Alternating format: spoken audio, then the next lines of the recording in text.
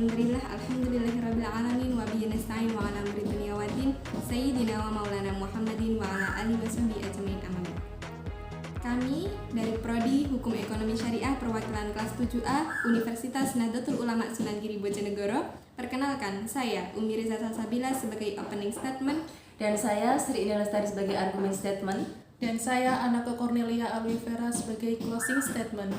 Kami sepakat memilih kontra atas mosi himbauan pemerintah terhadap hutang pinjaman online yang tidak harus dibayar.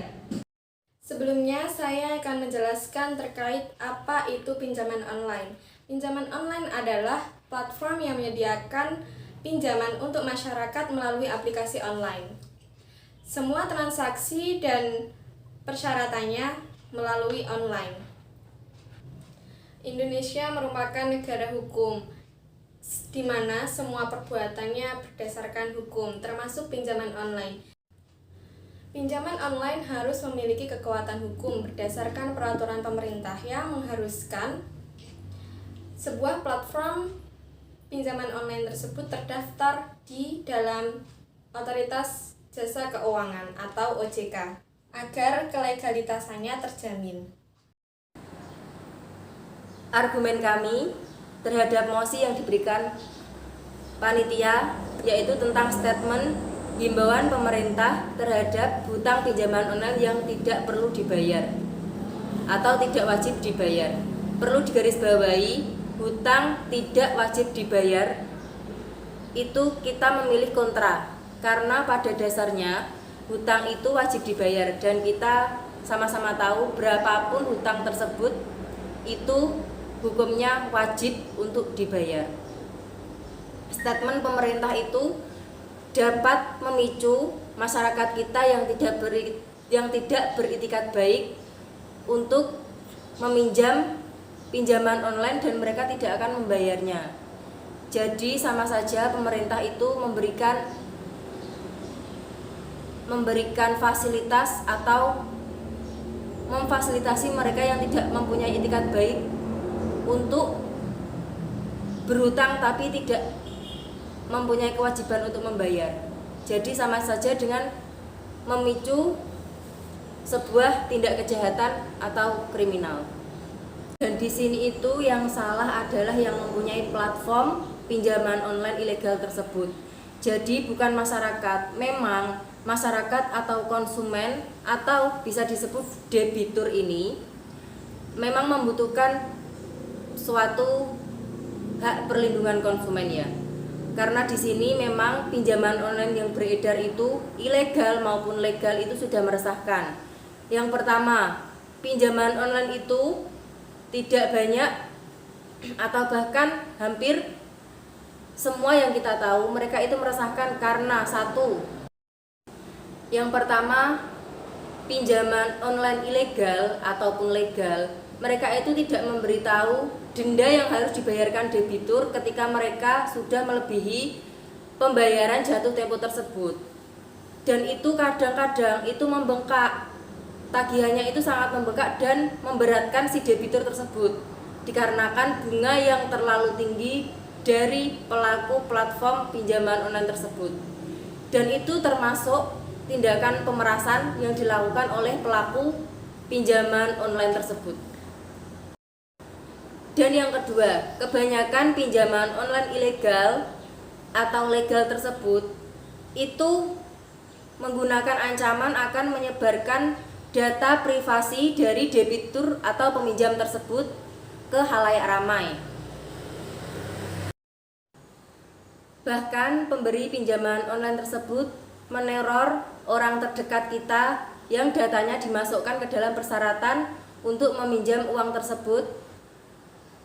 Dan hal itu sudah melanggar Undang-Undang ITE, juga melakukan perbuatan tidak menyenangkan terhadap si debitur tersebut. Karena sudah melakukan penyebaran identitas privasi dari debitur kepada orang-orang. Persetujuan dari debitur tersebut. Dan itu sangat merugikan si debitur. Karena apa? Karena itu termasuk aib yang dipunyai oleh si debitur tersebut. Maka dari penjabaran penjelasan saya tadi, pinjaman online tersebut sudah melakukan pemerasan yang diatur dalam pasal 368 KUH Perdata dan juga perbuatan tidak menyenangkan, pelanggaran UU ITE dan perlindungan konsumen yang diatur dalam pasal 335 KUH Perdata.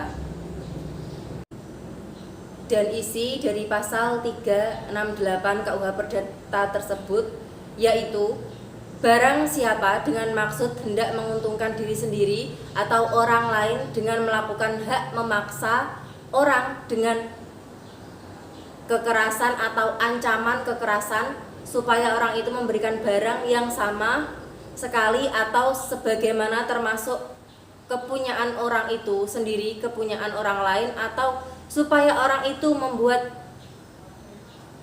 utang atau menghapus piutang, dihukum karena memeras dengan hukuman penjara selama-lamanya yaitu 9 tahun.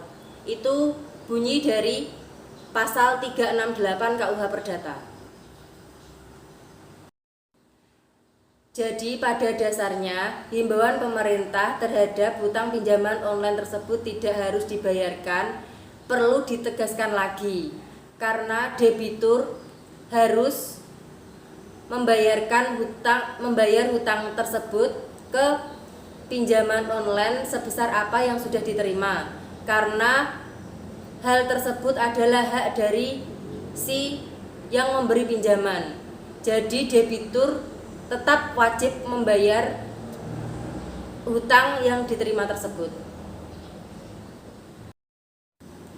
Sebenarnya yang perlu dipermasalahkan oleh pemerintah itu bukan dari si debitur tidak wajib membayar hutang tersebut, tetapi pada platform atau pemberi pinjaman yang ilegal, tidak sesuai dengan peraturan pemerintah karena mereka belum terdaftar di Badan OJK atau Otoritas Jasa Keuangan. Mereka harus memenuhi dulu legalitasnya dan mendaftarkan platform tersebut di OJK agar memiliki kekuatan hukum tetap. Kesimpulan, kenapa kelompok kami memilih kontra atas pernyataan statement himbauan pemerintah terhadap hutang pinjaman online tidak wajib dibayarkan terdapat beberapa alasan. Yang pertama, pada dasarnya hutang itu wajib dibayarkan karena sudah jelas tercantum dalam Al-Quran. Dan di sini peminjam antara debitur dan kreditur. Karena sebelum melakukan peminjaman antara debitur dan kreditur itu sudah terjadi kesepakatan dan perjanjian, dan itu dilakukan secara sadar, baik itu cara pembayarannya dan berapa jumlahnya. Dalam lingkup pinjaman online terdapat dua hal yang mungkin terjadi. Yang pertama, orang yang memiliki itikat baik, dan yang kedua, orang yang tidak memiliki itikat baik. Maka munculnya statement himbauan pemerintah terhadap hutang pinjaman online tidak harus dibayar akan dimanfaatkan oleh beberapa orang untuk mengambil keuntungan dengan cara meminjam uang yang banyak kepada kreditur tanpa mengembalikannya. Di sini pemerintah sama saja melindungi beberapa orang yang melakukan tindakan kejahatan. Di sini yang perlu ditegaskan adalah bukan debitur tidak membayarkan hutangnya, karena pada dasarnya hutang itu wajib dibayarkan.